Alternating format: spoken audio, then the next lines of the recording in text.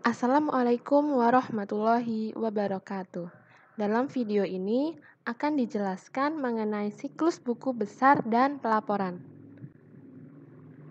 Materi ini disusun oleh kami, yang pertama Risma Wahyuwardani, yang kedua Sri Dwi Lestari, dan yang ketiga Anita Sari.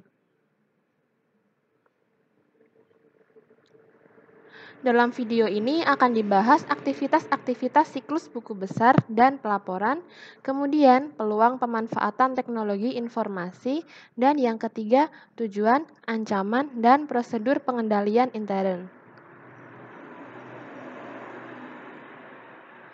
Yang pertama adalah aktivitas-aktivitas siklus buku besar dan pelaporan. Ada 4 aktivitas dasar yang dilakukan dalam sistem buku besar dan pelaporan. Aktivitas yang pertama adalah memperbarui buku besar. Aktivitas pembaruan ini terdiri dari memasukkan ayat jurnal yang berasal dari 2 sumber. Sumber yang pertama adalah subsistem akuntansi, dan sumber yang kedua adalah bendahara. Selanjutnya adalah aktivitas yang kedua, yaitu memasukkan ayat jurnal penyesuaian.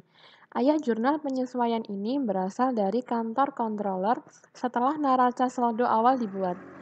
Ada 5 kategori dasar dari ayat jurnal penyesuaian. Yang pertama adalah akrual atau hutang gaji. Yang kedua, pembayaran di muka, yaitu sewa, bunga, dan asuransi.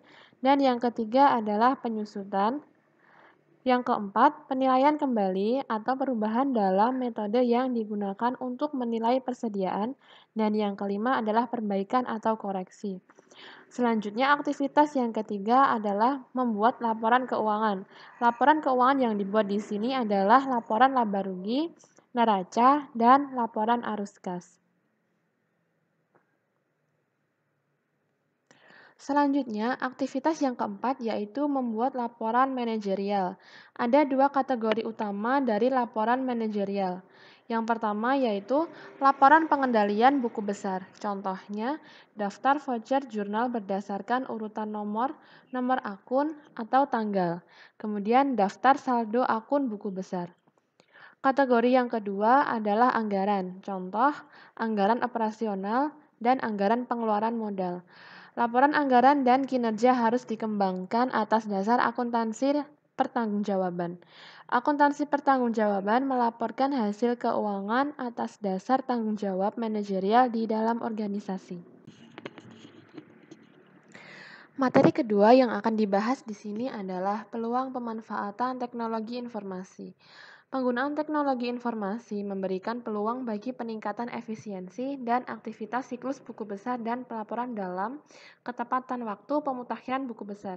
Sistem informasi akuntansi modern menggunakan pemrosesan online untuk memutakhirkan rekening pembantu pada saat terjadinya transaksi. Contohnya, pemutakhiran saldo rekening piutang kepada seorang pelanggan tertentu segera setelah terjadinya transaksi penjualan akan memudahkan pembuatan keputusan tentang perlu tidaknya memberikan tambahan batas atau jatah transaksi penjualan kepada pelanggan tersebut.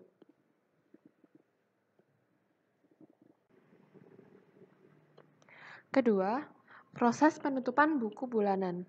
Pada umumnya, perusahaan diuntungkan dengan ditemukannya cara baru yang dapat mempercepat proses penutupan buku bulanan. Pengurangan pekerjaan menutup buku akan memberikan tambahan waktu bagi para staf akuntansi untuk menganalisis data dan memberikan nasihat kepada manajer operasional tentang tren dan isu penting yang terkait dengan perusahaan. Kemudian yang ketiga adalah pelaporan keuangan. Teknologi komunikasi dapat pula digunakan untuk mengurangi waktu dan biaya dalam pembuatan dan penyebaran laporan keuangan. Contohnya, kepala bagian keuangan dapat mengakses database laporan keuangan publik untuk memperoleh contoh atau gambaran bagaimana perusahaan lain menyajikan informasi dalam sebuah laporan. Kemudian materi yang terakhir yaitu tujuan, ancaman, dan prosedur pengendalian intern.